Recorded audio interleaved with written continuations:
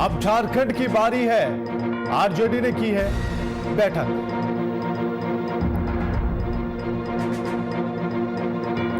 बिहार में आरजेडी कार्यकर्ताओं पर लाठी चार्ज को लेकर झारखंड में फूंका गया नीतीश कुमार का पुतला। गिरिडीह में आरजेडी कार्यकर्ताओं ने कहा सीएम अपना रहे हैं तानाशाही रवैया। जमशेदपुर में आजसू कार्यकर्ताओं ने किया हेलमेट चेकिंग का विरोध। कहा चेकिंग के नाम पर वसूली कर रही है पुलिस, निर्धारित किया जाए चेकिंग का समय। मधुपुर उपचुनाव की अधिसूचना जारी। उम्मीदवारों की नामांकन प्रक्रिया शुरू। 17 अप्रैल को मतदान, 2 मई को परिणाम।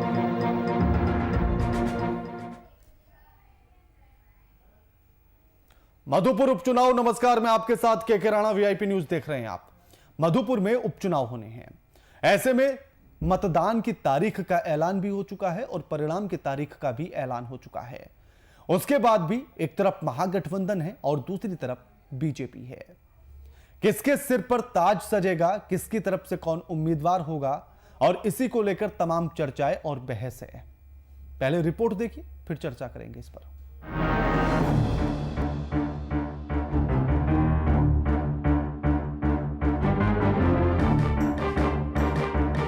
बीजेपी ने मधुपुर उपचुनाव को लेकर राज्य के गलियारों में कंफ्यूजन की स्थिति खड़ी कर दी है। आजसू के पूर्व नेता गंगा नारायण यादव को पार्टी में शामिल करवाने के बाद उपचुनाव में कैंडिडेट उतारे जाने के मुद्दे को चर्चा का विषय बना दिया है। एक ओर जहां पार्टी के पूर्व उम्मीदवार राज पलिवाल है, तो वहीं दूसरी ओर उम्मीदवार के रूप में गंगा नारायण सिंह का चेहरा भी सामने आ चुका है। हालांकि पूर्व आजसू नेता को पार्टी में शामिल किए जाने के बाद भी अब तक पार्टी के उम्मीदवार की घोषणा नहीं की है। वहीं चर्चा पर गौर करें तो गंगा नारायण सिंह का उम्मीदवार बनाया जाना तय माना जा रहा है। वैसे उम्मीदवार चाहे जो भी हो, लेकिन बीजेपी की इन गतिविधियों ने सत्ता पक्ष में घटक दल कांग्रेस को हमला करने का मौका दे दिया है। कांग्रेस गंगा नारायण सिंह के बीजेपी में शामिल होने के बाद मधुपुर उपचुनाव में उतारे जाने को उधार के खिलाड़ी के सहारे चुनाव जीतने का सपना बुनने की बात कही। भारतीय जनता पार्टी के पास तो ना ही संगठन है, ना ही कोई लोग हैं, जिसकी वजह से अपने उम्मीदवार जो पिछले उनके थे भारतीय जनता पार्टी को, उसको छोड़ करके ये दूसरे से बोरो प्लेयर लिया। वैसे भी इनकी बोरो प्लेयर लेकर के मैच खेलने की आदत है। जैसे बाबूलाल मरांडी को इन्होंने विधायक दल का नेता, अपना विधायक दल का नेता पार्टी का बना रखा है, वो भी बोरो प्लेयर है। उसी तरह से वहाँ पे जो अभी इलेक्शन होने वाला है, तो ये भारतीय जनता पार्टी के पास कोई कैंडिडेट नहीं, तो उन्होंने आजसू से कैंडिडेट लिया है और आजसू के कैंडिडेट को वो लड़ाएंगे। तो ये सब सारी चीज़ें, ना उनके पास संगठन है, ना लोग हैं, ना कार्यकर्ता बचे हैं। ऐसे में जो जेएमएम गठबंधन का, कांग्रेस का जो उम्मीदवार होगा गठबंधन का, वो 50,000 से ज़्यादा वोटों से जीतेगा, ये एकदम निश्चित है। बीते दिनों तक राजनीति खेमे में इस बात की चर्चा थी कि बीजेपी एक बार फिर से अपने पूर्व उम्मीदवार राज पलिवाल पर दांव लगाएगी, लेकिन मौजूदा समय में वे समीकरण में पूरी तरह फिट नहीं बैठ रहे हैं। राज पलिवाल को बीते विधानसभा चुनाव में जेएमएम नेता हाजी हुसैन अंसारी से शिकस्त का सामना करना पड़ा था, जिसे देखते हुए बीजेपी इस उपचुनाव में किसी भी तरह का रिस्क नहीं लेना चाह रही है, जिसके बाद ज्यादा उम्मीद है कि बीजेपी इस बार मैदान में नए चेहरे को उतारेगी। बोरो प्लेयर के मुद्दे पर कांग्रेस द्वारा टिप्पणी किए जाने पर बीजेपी ने पलटवार करते हुए इसे हास्यास्पद बताया है। साथ ही बीजेपी ने कांग्रेस के अध्यक्ष नहीं मिल पाने की बात को उछाला। देखिए, कांग्रेस जब बोरो प्लेयर का आरोप लगाती है तो उससे हास्यास्पद बात कुछ नहीं हो सकता। अब देखिए ना, इंडियन प्रीमियर लीग में कांग्रेस इटली से बोरो प्लेयर्स को खिलाते हैं, और कांग्रेस के अगर झारखंड की बात करें तो इन्होंने तो प्रदेश अध्यक्ष उस व्यक्ति को बना दिया था, डॉक्टर अजय कुमार को, जो ना तो झारखंड के मूल निवासी थे और ना ही कोई कांग्रेसी थे, बल्कि वो तो दल छोड़कर झारखंड विकास मोर्चा से आए थे। तो बोरोड प्लेयर्स की अगर कांग्रेस बात करे तो इससे हास्यास्पद बात कोई नहीं हो सकती। 130 करोड़ भारतीयों में इन्हें अपना अध्यक्ष बनाने के लिए भी अभी तक एक भी व्यक्ति नहीं मिला है। अभी भी इनकी पार्टी कार्यकारी अध्यक्ष से चल रही है। चर्चाएं चाहे जो भी हो, पर बीजेपी की ओर से पूर्व उम्मीदवार के होते हुए नए चेहरे को मैदान में उतारना कहीं ना कहीं समस्या खड़ी कर सकता है। उम्मीद इस बात की है कि गंगा नारायण सिंह को राज परिवार और उनके चाहने वालों की नाराजगी का सामना नहीं करना पड़ सकता है। अब देखना यह है कि पिछले उपचुनाव की हार चुकी बीजेपी का ये नया पैंतरा कितना कारगर साबित होता है। वीआईपी न्यूज के लिए रांची से कुमार कामेश के साथ गौरव दुबे की रिपोर्ट।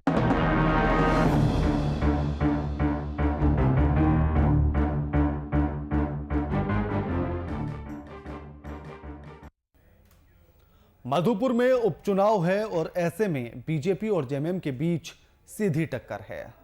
किसका होगा मधुपुर और किसकी जीत होगी, तमाम समीकरण अब बनने लगे हैं। जब आजसू के नेता गंगा नारायण ने बीजेपी का दामन थामा तो उसके बाद तमाम समीकरण बदल गए हैं। आज इसी पर चर्चा होगी और हमारे साथ हमारे वरिष्ठ संपादक मधुरशील जी लाइव जुड़ गए हैं। मधुरशील जी, बीजेपी का दामन थाम चुके हैं गंगा नारायण और जो उनके 2019 के प्रत्याशी थे बीजेपी के राज पालीवाल, दोनों के अगर रुख को देखा जाए तो लगता है कि कमल खिल पाएगा मधुपुर में।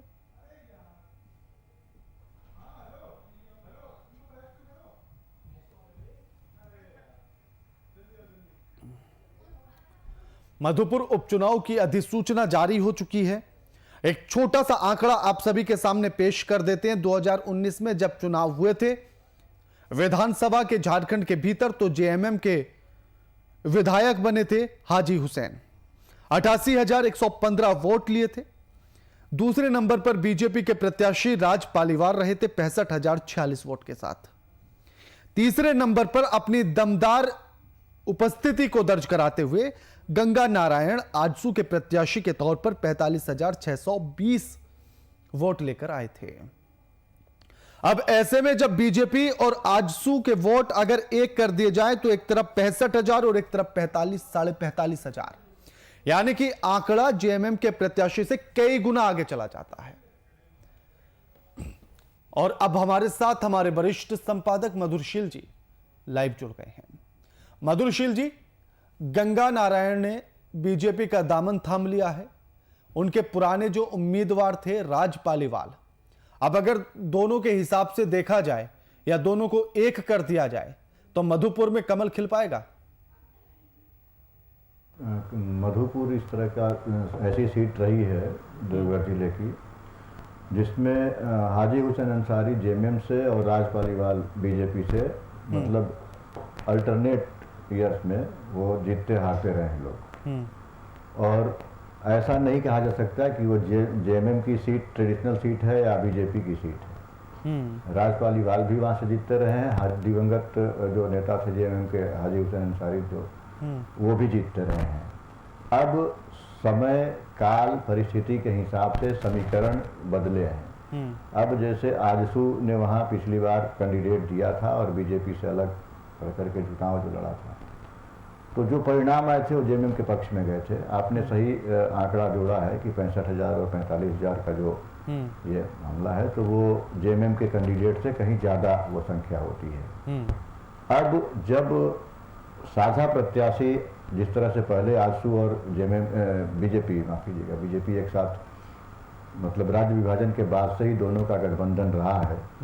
हाल के वर्षों में कुछ राजनीतिक ऐसे मसले बने जिसको लेकर के आजसू कई चुनाव को अलग लड़ा, लोकसभा के चुनाव को भी, विधानसभा के चुनाव को भी। लेकिन फिर से अगर एका बनी है तो वो जेएमएम, या कह लीजिए कि जो वहाँ जेएमएम के नेतृत्व में जो यूपीए का फोल्डर जिसमें कांग्रेस और आरजेडी भी शामिल हैं, दूसरे दल भी शामिल हैं, तो वो फायदा उनको मिलता नजर नहीं आएगा। क्योंकि इस बार एक राजनीतिक समीकरण और बदला है। जो 2019 के चुनाव से ठीक पहले, मतलब जो विधानसभा के चुनाव हुए हैं उससे ठीक पहले बाबूलाल मरांडी की जो पार्टी जेबीएम थी वह भी वहाँ एक अलग दावेदार की स्थिति में उनके कैंडिडेट हुआ करते थे। और इस बार बाबूलाल मरांडी भी बीजेपी के साथ। मधुर जी, आपके पास लौटूंगा। हमारे साथ बीजेपी के प्रवक्ता प्रदीप सिन्हा फोन लाइन पर जुड़ गए हैं। प्रदीप जी, आजसू और बीजेपी के एक हो जाने से कमल खिलेगा मधुपुर में?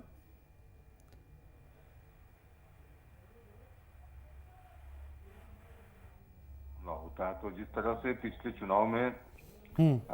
राज पालीवाल जी जो भाजपा के प्रत्याशी थे उनको 65,000 वोट मिले थे और आजसू के जो प्रत्याशी थे गंगा नारायण उनको 40,000 वोट मिले थे। 45,600। जी गंगा नारायण को 45,620 वोट मिले थे। हाँ जी। तो अगर आप दोनों प्रत्याशियों को वोट को जोड़ेंगे, वोट का जो बिखराव है अगर वो रुक गया और एक मत होकर भारतीय जनता पार्टी के प्रत्याशी के पक्ष में, निश्चित रूप से आप समझ सकते हैं कि परिणाम बदल सकते हैं। तो प्रदीप जी, एक छोटा सा डर है कि कहीं बिखराव हो ना जाए वोट का? नहीं, बिखराव होने की संभावना नहीं है, क्योंकि भारतीय जनता पार्टी के जो कार्यकर्ता होते हैं वो दल के प्रति निष्ठ होते हैं। उनकी निष्ठा पार्टी के प्रति होती है, व्यक्ति विशेष के प्रति नहीं होती है। कुछ लोगों का स्वर हो सकता है इस तरह जी। कि व्यक्ति विशेष से उनको प्रेम हो, लेकिन अंततः जब पार्टी का सिंबल जिसको मिलेगा, पार्टी का अधिकृत प्रत्याशी होगा, उसके पक्ष में पार्टी के सभी वरिष्ठ नेता कैंपेन चलाएंगे। कार्यकर्ताओं से भी साथ साथ बातचीत चलती है और कोई अगर नाराज है तो उसको साथ में मनाना, समझाना कि पार्टी ही सर्वोपरि है, व्यक्ति सर्वोपरि नहीं होता है। तो मैं समझता हूं कि लेकिन एक इसमें अहम सवाल यह है कि अगर 2019 के चुनाव में दूसरे नंबर पर राज पालीवाल रहते हैं, अब उनको हटाकर आजसू से लाए गए नेता को अगर टिकट दे दिया जाता है जो तीसरे नंबर पर रहे, तो बिखराव की उम्मीद बढ़ती है। देखिए, मैंने कहा कि अभी एक बार जब पार्टी फैसला कर लेगी तो पार्टी के फैसले के साथ सभी कार्यकर्ता होते हैं। कुछ कार्यकर्ताओं की असहमति हो सकती है, मैं इस बात को स्वीकार करता हूँ, लेकिन उस असहमति वाले कार्यकर्ताओं से बात करना प्रदेश नेतृत्व की जिम्मेदारी होती है। प्रदेश का जो बड़ा नेतृत्व वर्ग है वो उनसे बात करेगा, संवाद स्थापित करेगा और उनके मन में जो शक शुबा है, जो गिला है या शिकायत है, उसको दूर करने की कोशिश की जाती है। ये नहीं कह रहा हूं मैं कि 100% सफलता मिलती है इस काम में, लेकिन पार्टी के अधिकांश कार्यकर्ता जो पार्टी के ग्रासरूट वर्कर होते हैं या फिर पार्टी के मूल विचारधारा से जुड़े होते हैं, वो फिर पार्टी से दाएं बाएं नहीं जाते, वो पार्टी के फैसले के साथ होते हैं। मधुर जी, क्या लगता है कि क्या रहेगा मधुपुर में? प्रदीप जी सीनियर लीडर हैं झारखंड बीजेपी के, वर्षों तक प्रवक्ता रहे हैं, मुख्य प्रवक्ता रहे हैं, लेकिन मैं इनकी बात से थोड़ी मतलब अपनी अलग राय रखता हूं, क्योंकि कई उदाहरण मेरे सामने और प्रदीप जी के सामने हैं। रघुवर दास जब प्रदेश अध्यक्ष थे राज्य के, तो प्रदेश भाजपा के मधु कोड़ा का उन्होंने टिकट काटा था। जगन्नाथपुर से उन्होंने कहा कि नेतृत्व जो तय करता है पार्टी के कार्यकर्ता मान लेते हैं। मधु कोड़ा निर्दलीय चुनाव लड़े, जीत करके आते हैं। कुछ समीकरण ऐसा बनता है कि निर्दलीय जीतने के बाद वो राज्य के मुख्यमंत्री बनते हैं। पिछले चुनाव की बात कर लीजिए, रघुवर दास के मंत्री परिषद में, मंत्रिमंडल में शामिल थे सरजू राय जी। टिकट देने में केवल पार्टी ने देर की, और जिनका संघ से ताल्लुकात रहा है, विद्यार्थी परिषद से ताल्लुकात रहा है, मतलब जो भारतीय जनता पार्टी की अनुषंगी इकाइयां हैं या ज़मीनी इकाइयां हैं कह लीजिए, और या जो मातृ संगठन है उससे उनका जुड़ाव रहता है, और उस तरह का व्यक्ति पार्टी को छोड़ करके जमशेदपुर से पश्चिमी से निर्दलीय चुनाव लड़ते हैं और बगावत करते हैं और जीत करके आते हैं। तो ये स्थिति रही है वहाँ की। कई दूसरे लोग हैं जिन्होंने पार्टी छोड़ा है समीकरण बदलने के बाद। आज बाबूलाल जी इनके साथ जरूर खड़े हैं, लेकिन बाबूलाल जी प्रथम मुख्यमंत्री थे झारखंड के, उन्होंने भी भाजपा का दामन छोड़ा था। प्रदीप यादव ने भाजपा का दामन छोड़ा था, जो इनके रविंद्र राय जो हैं उन्होंने दामन छोड़ा था। तो जब ये कद्दावर नेता जो भारतीय जनता पार्टी से जिनकी स्कूलिंग हुई है, जब ये दल छोड़ सकते हैं और थोड़े दिन तक दूसरे जगह रह करके फिर से वापस, वर्षों तक बाबूलाल मरांडी इनके साथ नहीं रहे, रविंद्र राय इनके साथ नहीं रहे, प्रदीप यादव आज भी इनके साथ नहीं हैं, जिन लोगों ने संगठन को खड़ा करने में, भारतीय जनता पार्टी को खड़ा करने में एक अपनी मतलब जो पूरा जो कह लीजिए कि जो युवा अवस्था है उसको दिया है झारखंड में काम करते हुए, तो जब उनके साथ ये नहीं रहे, और पिछले चुनाव में कई लोगों ने जो टिकट जिनको नहीं देते हैं उसको ये समझा नहीं पाते, रोक नहीं पाते हैं। यशवंत सिन्हा के खिलाफ यदुनाथ पांडे को, जब यदुनाथ पांडे भी चुनाव मैदान में उतरे थे, तो ऐसा नहीं है, कई इस तरह की स्थितियां बनती रही हैं। लेकिन अब चूंकि इनका भरोसा है, और अगर नेतृत्व पहले से ज़्यादा सशक्त देख रहे हों, क्योंकि पहले के हो सकता है कि प्रदेश अध्यक्ष या जो महासचिव होते हैं वो नहीं इन चीज़ों को कंट्रोल कर पाए हों, नियंत्रित कर पाए हो सकता है कि मौजूदा जो प्रदेश अध्यक्ष हैं दीपक प्रकाश या जो उनके कार्यकारिणी है, ये तमाम लोग मिल करके शायद विवाद को पाट सकें। लेकिन नाराज़गी बढ़ती है, नाराज़गी होती है, और ऐसे ऐसे जिन नेताओं का मैंने नाम लिया है वो नज़ीर है, उदाहरण है इनके सामने कि उन लोगों ने पार्टी छोड़ा केवल इसी बात पर, किसी को टिकट काटा गया या किसी को टिकट मिलने में, सरजू राय तो टिकट मिलने में केवल देर हुई, दूसरी सूची इन्होंने जारी कर दी और टिकट नहीं मिला, उन्होंने नॉमिनेशन कर दिया इंडिपेंडेंट उम्मीदवार के रूप में, निर्दलीय उम्मीदवार के रूप में। तो वो चूंकि नेतृत्व वर्ग जो है वो अलग अलग, कह लीजिए, इसको प्रदीप जी स्वीकार करें ना करें, खेमेबाजी है झारखंड भाजपा में। और ये खेमेबाजी जो गुटबाजी है, अलग अलग नेताओं के अलग अलग छत्रप हैं, अगर उसको ये संजोने में, उसको संभालने में अगर सफल हो जाते हैं तब इनकी बात सच हो सकती है। तो प्रदीप जी, इस बार एक दूसरा फैक्टर भी है मधुपुर में, दूसरा फैक्टर भी है जिसके जरिए हिंदुस्तान में चुनाव लड़े जाते हैं, सहानुभूति की लहर। हाजी हुसैन अंसारी मंत्री रहते हुए चुनाव मतलब दिवंगत हुए हैं, जेएमएम उनके बेटे को चुनाव मैदान में उतारने जा रही है, तो वो सहानुभूति की ही बात हो सकती है। हो सकता है कि जो 10, 12, 15 हज़ार वोट जो उनके एंटी इंकम्बेंसी फैक्टर के रूप में, चाहे उनके बुजुर्गियत के रूप से, जनरेशन गैप की वजह से जो वोट उनको नहीं मिल पाए होंगे, तो इस बार के चुनाव में हो सकता है उनके बेटे को ज़्यादा सहानुभूति की लहर का जो है वो फायदा मिल जाए, ऐसा भी हो सकता है। तो ये राजनीति है, समीकरण बनते बिगड़ते रहते हैं। लेकिन प्रदीप जी ने जो कहा कि उनकी पार्टी में बहुत अनुशासन है, डिसिप्लिन और अनुशासन के हिसाब से सारे लोग चलते हैं और नेतृत्व वर्ग सबको समझाने में सफल होता है, लेकिन जो आधा दर्जन लोगों का नाम मैंने गिनाया है, ये कद्दावर नेता हैं। छोटे बड़े नेताओं का, कई उस तरह के जो नेता थे उनको मैंने छोड़ ही दिया है बल्कि। तो वो जब पाला छोड़ सकते हैं, पाला बदल सकते हैं, पार्टी के खिलाफ जा सकते हैं, तो मधुपुर में कहीं ऐसा दृश्य नहीं बनेगा, ये दावे के साथ प्रदीप जी नहीं कह सकते। तो प्रदीप जी सहमत हैं इस बात से? देखिए, मधुसूदन जी के टिप्पणी पर मैं कुछ ज्यादा नहीं कहना चाहूंगा, क्योंकि पत्रकारिता में उनका लंबा अनुभव है, बहुत वरिष्ठ है और झारखंड का उनका काफी लंबा अनुभव है। तो मैं समझता हूं कि मैंने इस बात को अपनी टिप्पणी में कहा भी कि पार्टी प्रयास करती है अपनी ओर से समझाने की, और मैं 100% दावे नहीं करता कि सभी कार्यकर्ता मान जाते हैं। कुछ लोग असहमत होते हैं और विरोध के स्वर भी उठाते हैं। अगर प्रदीप जी ऐसा हो गया, विरोध के स्वर उठने लगे और दूसरी तरफ सहानुभूति वाला फैक्टर चल गया, तो फिर तो नुकसानदेह हो जाएगा। ठीक है, अब ये तो काल्पनिक प्रश्न है। अभी चूंकि नॉमिनेशन की तारीख अनाउंस हो गई, शुरू हो चुकी है। अब जब पार्टी प्रत्याशी घोषित करेगी उसके बाद देखना होगा कि राज परिवार क्या कदम उठाते हैं। अभी से मैं समझता हूँ अंदेशा लगाना और किसी के विषय में कोई राय बना लेना उचित नहीं होगा। ये तो अक्सर राजनीति का काम होता है, अंदेशा लगाना, कल्पना करना, क्योंकि पहले से दावे भी राजनीति ही ठोकती है कि हम जीत जाएंगे। राज परिवार जी काफी वरिष्ठ हैं भाजपा के और पदाधिकारी भी हैं भारतीय जनता पार्टी के। तो मैं समझता हूं कि उनको भी ये मालूम है कि पार्टी हर बार जो फैसले लेती है कभी कभी व्यक्ति के गले नहीं उतरता है, लेकिन उसको भी स्वीकार करना होता है।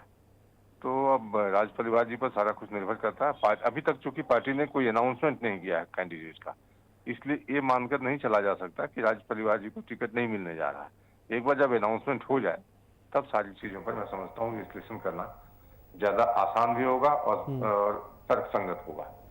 प्रदीप जी, जब नरेंद्र मोदी पहुंचे थे वहां, तो सुदेश महतो को अपने पास खींचकर बैठा लेते हैं।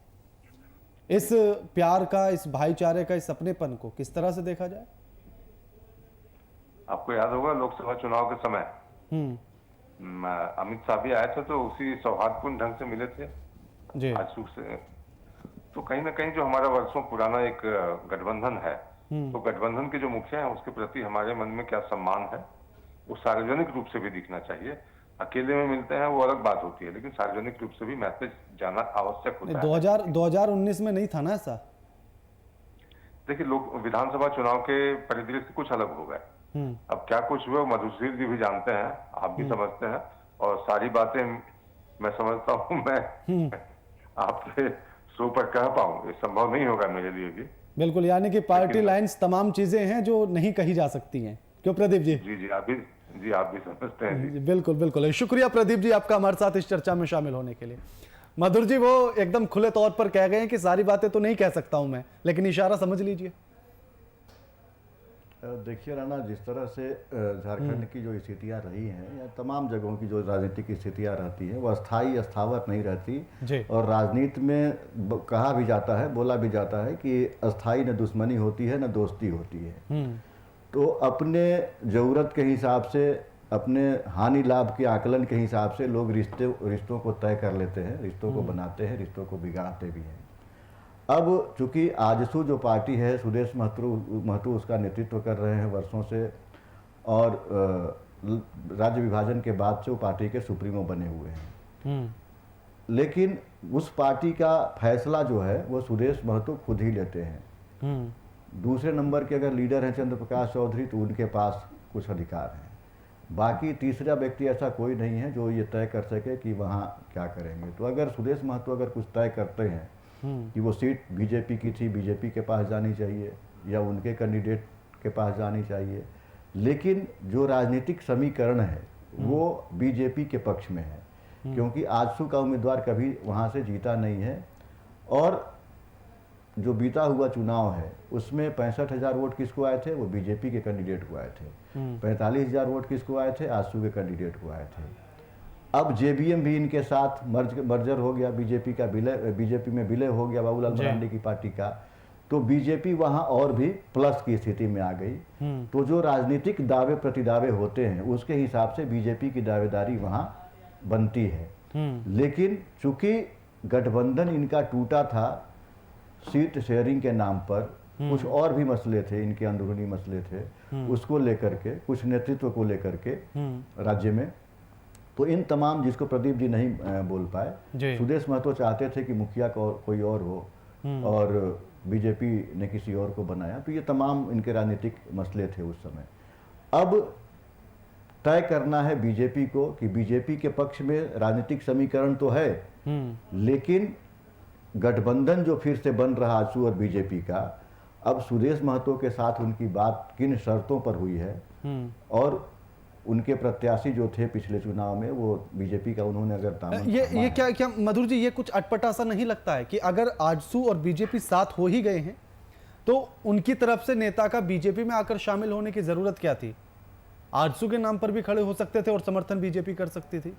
अब देखिए, ये कैंडिडेट का खुद का फैसला है, क्योंकि सुदेश महतो क्यों चाहेंगे कि उनकी पार्टी का एक जीता उम्मीदवार जो है, जो 45,000 वोट ला रहा है, एक पहले चुनाव नहीं, दूसरे चुनाव, तीसरे चुनाव तक वो जीतने वाला उम्मीदवार हो सकता है, वो क्यों बीजेपी में जाए? तो वो उस कैंडिडेट का व्यक्तिगत फैसला भी हो सकता है। बिल्कुल मधुर जी, आपके पास लौटता हूं। हमारे साथ कांग्रेस के प्रवक्ता राजीव रंजन फोन लाइन पर जुड़ गए हैं। राजीव जी, स्वागत है आपका वीआईपी न्यूज पर। जी धन्यवाद। राजीव जी, मधुपुर का उपचुनाव आ चुका है, ऐलान हो चुका है, कैंडिडेट भी सामने है, क्या लगता है टक्कर देगी बीजेपी? नहीं, वहाँ वो क्षेत्र ऐसा है कि लगातार जो हफीज साहब जो अभी उम्मीदवार है महागठबंधन के, उनके वालिद साहब का क्षेत्र रहा है। और अभी लोगों का जुड़ाव महागठबंधन के साथ आपने देखा कि विगत 2 विधानसभा के जो उपचुनाव हुए उसमें भी मैंडेट जो था वो पूरे 5 वर्षों के लिए जो महागठबंधन को मौका मिला है, जनता की अपेक्षा है कि महागठबंधन अच्छा परफॉर्म करे और जनता के हित में फैसले हो और यह राज्य विकास की ओर हो। तो मुझे नहीं लगता कि वहाँ कोई भी उम्मीदवार आयात कर लेने से मात्र भाजपा वहाँ टक्कर में। देखिए, एक तो मधुपुर सीट ऐसी रही है कि वहां से अल्टरनेट जीत होती रही है बीजेपी और जेएमएम की, पहला पॉइंट। दूसरा पॉइंट कि अगर पिछले 2019 के चुनाव के आंकड़ों को निकाला जाए, वोट का परसेंटेज को देखा जाए या वोट की गिनती को देखा जाए, तो जब आजसू और बीजेपी मिल जाते हैं तो वोट का आंकड़ा 1 लाख के पार पहुंच जाता है, जबकि गठबंधन प्रत्याशी जो हाजी हुसैन थे वो 88,000 पर रहते हैं। तो लगता नहीं है कि ये मिलन कुछ दिक्कतें दे सकता है। बात कही है ना, वो इस अगर वक्त लेकिन वोट माने के वो जो भाव जी उसी आधार पर चलता है। अगर दोनों को मिला दे वो फिर उसका क्या होता है ये तो विगत चुनाव में। लेकिन मैंने इस पे बात को रखा है कि जो महागठबंधन को जो मैंडेट मिला आपने देखा कि एक प्रकार की बातें हो रही थी कि सरकार गिर जाएगी, में हमारा उम्मीदवार जीत जाएगा, हमारा उम्मीदवार जीत जाएगा। लेकिन जो जनता की सोच वो पूरी तरह से एकदम वो मन बना चुकी है कि इनको 5 वर्षों तक मौका देना था, कहीं कोई क्रोध नहीं खड़ा। और यहाँ तो लोग को जुड़ाव उनके साथ सेंटिमेंटल ठीक है। जुड़ाव जो आज थे उनके साथ है, ठीक। और उनके सुपुत्र ठीक। हफीज साहब जिस महागठबंधन ने प्रत्याशी बनाया है वो बड़े अंतर से चुनाव जीतने जा रहे हैं। बिल्कुल बिल्कुल ठीक है। शुक्रिया राजीव जी आपका हमारे साथ इस चर्चा में शामिल होने के लिए। शुक्रिया मधुर जी आपका हमारे साथ इस चर्चा में शामिल होने के लिए। मधुपुर का उपचुनाव है और ऐसे में प्रत्याशी सामने हैं, पार्टियां सामने हैं, जेएमएम और बीजेपी के एक दूसरे से सीधी टक्कर है। अब ऐसे में देखना यह अहम होगा कि जो मिलन बीजेपी ने आजसू के साथ किया है और जो विलय बाबूलाल मरांडी ने अपनी पार्टी का बीजेपी में किया है, तो यह विलय